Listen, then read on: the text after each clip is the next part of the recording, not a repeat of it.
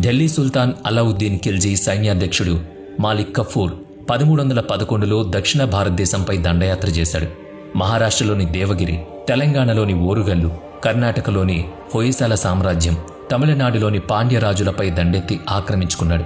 ఆ ప్రాంతాల్లోని ఆలయాలను ధ్వంసం చేసి అక్కడ అపారమైన బంగారం, రత్నాలు, ధనరాశులను కొల్లగొట్టాడు. అప్పుడు తమిళనాడు శ్రీరంగపట్టణంలోని శ్రీరంగనాథుని ఉత్సవమూర్తిని అక్కడ ఆచార్యులు తిరుమలకు తీసుకొచ్చారు. వైష్ణవ సాంప్రదాయం ప్రకారం ఉత్సవమూర్తులకు నియమానుసారం పూజాధికాలు నిర్వహించారు.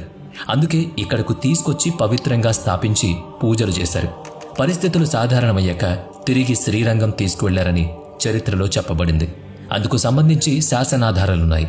బ్రిటిష్ వలస ప్రభుత్వం సమయంలోనూ తిరుమల ఆలయాన్ని దోచుకునే యత్నాలు జరిగాయని Shri VN Srinivasarao Rachana Tirupati Shri Venkateswara Balaji origin, significance and history of శ్రీన్లో చెప్పబడింది. విజయనగర సామ్రాజ్య పతనానంతరం దక్షిణ భారతదేశాన్ని ఆర్కాటు నవాబులు తమ ఏలుబడిలోకి తీసుకున్నారు.